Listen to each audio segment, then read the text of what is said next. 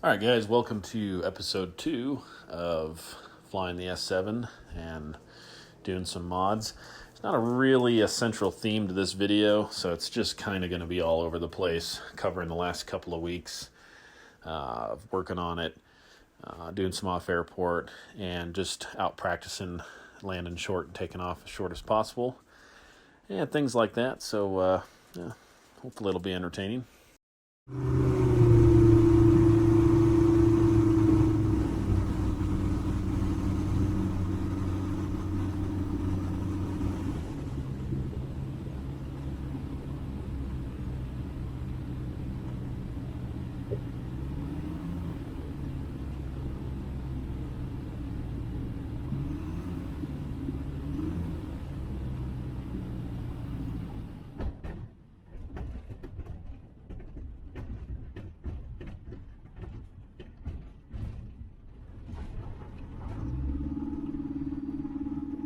Made it down into the canyon here, and yeah, it's a cool place. You know, I love coming down in here.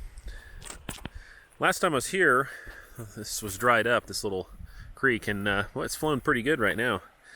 That's good to see. If you've been following my stuff for a while, you know I've been down in this canyon in a handful of places before. So it's not totally new, but doing it in a new airplane, and you know, honestly, just I don't have a ton of hours in this thing yet, so getting a feel for it is these are good places to do it. You know, this is a challenging spot. It's short.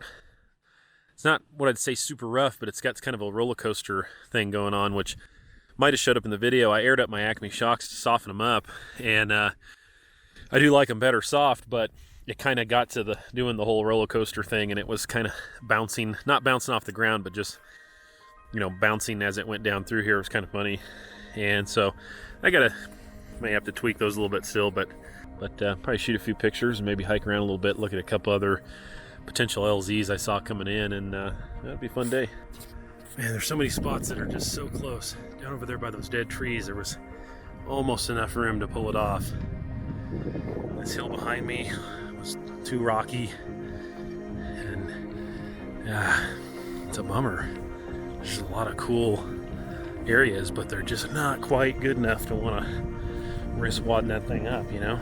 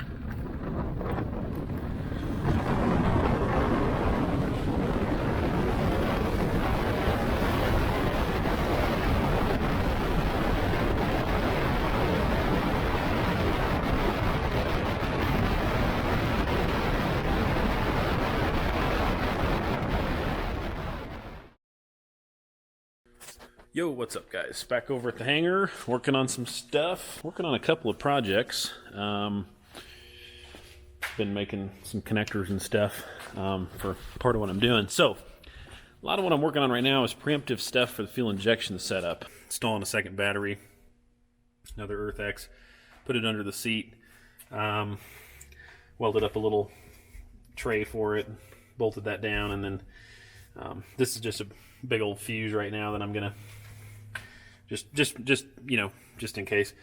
Got a big relay, and there's a lot of different ways this could be done, and I looked into a lot of different stuff, and I was trying to keep it simple and light so I can bring on the second battery with that big relay when I want to. Plan is just run them both all the time. If they're both charged up fairly close to each other, that'll work.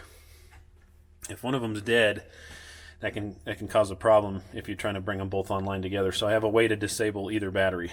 The one up front, the main one, the old one, I've got a way I can take it out of the system, manually. Well, not like disconnecting it. I mean, it's on a big circuit breaker deal I'm putting in, basically. That'll allow me to take that out. In case it dies, like say you land somewhere, come back to the plane, the battery's dead, you can shut that one out of the system so it doesn't act like a sink trying to draw this one down, and then start off this secondary battery and run everything. Everything is connected, to work and get power from either one when this one's on via this big relay. So anyway, we'll see how it works. That's kind of the plan for now. The whole system is pretty light. The relay, the battery, the tray, the fuses, the circuit breaker for the other one, the wire, everything came out to be just over 3 pounds. So that's pretty good considering I don't carry a jump pack anymore in the back if I have this, because essentially that's my jump pack. And so it's kind of a wash, really. And I'm already several pounds lighter from doing the panel that I did. The stuff I took out was a little bit heavier. So I think overall I'm actually still lighter on the airplane than when I bought it. So I've added a lot of features and a lot of cool stuff that I wanted, and actually kept it a little bit lighter. So that's a definite win-win. What's up, guys? Just out here at the super top secret testing grounds. Got 2 runways to play on today. It's a nice day, 70 degrees. If you think winter is over and spring is here, well, you got another thing coming, because I'm sure we're going to get a couple more blizzards jammed up our before this is done. So now you're just doing kind of some, realistic testing and practicing. Got 3/4 fuel and 20 pounds of baggage in the back. And you got me. I'm 6'4", 255 pounds, also known as an overqualified boat anchor.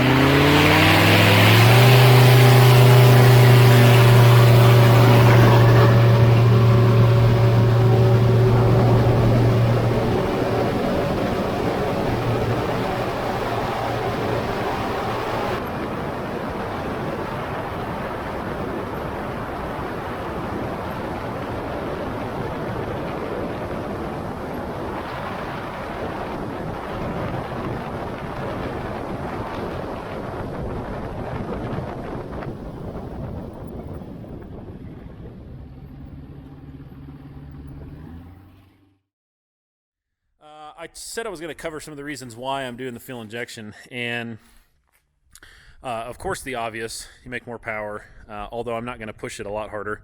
I think I'll round it off to 40 inches. It makes 39.5 now. But by dialing in the efficiency aspect of it, by having, equal mixture across cylinders instead of 150 plus degree EGT spread, and the better atomization and the higher flowing intake manifold and all those things, 40 inches will produce plenty of power. And without an intercooler, I don't see any reason to push it any harder. So I'm going to pick up some power, and of course that's one of the main reasons. Also efficiency in general, being able to lean it way out compared to the way it's running now under lighter loads is going to pick up, efficiency big time. Should see a nice improvement to, fuel burn. So those are the obvious things, of course. It's actually a little bit lighter. That's cool. Hard to beat that. The less obvious things is, the big one is this. When I built this high flow exhaust system, I picked up like a good 100 RPM. It made a very noticeable difference in power, and EGTs ultimately went down. And, all good things, right? It was slightly lighter, half pound lighter. Seems like a win-win-win. But what I didn't know that was going to happen is the throttle response, the turbo is able to react so much quicker. It'll rev up quicker. It'll spool up quicker. The whole engine responds quicker. And what that did is it causes it to lean spike if you move the throttle quickly. The carburetors can't keep up. These carburetors don't have pumpers in them like an old Holly or something like that. They rely on the diaphragms when you open the throttle, and they just can't keep up with how much quicker the engine wants to respond. So if you move the throttle quickly at all, it doesn't matter if it's down low, in the middle, or even up close to wide open. If you do a quick jab, it will lean spike. It'll literally cough for a second, and then take off. Usually not too big a deal for, normal flying, but when you're riding the slow end of the envelope in, and you got to give it little chops of power now and then, it was right on the verge of sometimes it would lean spike and sometimes it wouldn't, especially in the real cold weather, because that leans everything out anyway. Like today, I was noticing it wasn't doing it too bad, but it still does it. And even when you're just revving it up to take off, even if you just move the throttle, literally you're just moving the throttle just nice and smooth up like that, it will kind of hesitate and then all of a sudden take off all at once. So that's kind of ridiculous.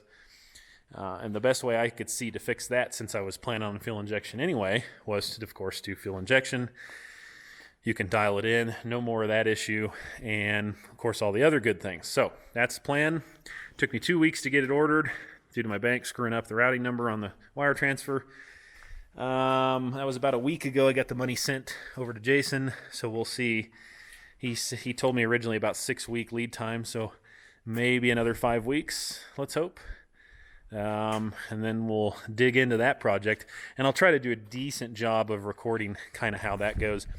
It's pretty involved. It'll be a fun job. So we'll probably end that video here, guys. That was fun. I know this video was kind of all over the place, but just I guess to kind of recap the last couple weeks, and started to get a little more comfortable in the plane. Today out playing, and things are just starting to line up to where I feel pretty comfortable in the airplane, which is nice. So yeah, it's pretty exciting. It's fun, a lot of fun, having a blast, and appreciate you guys coming along.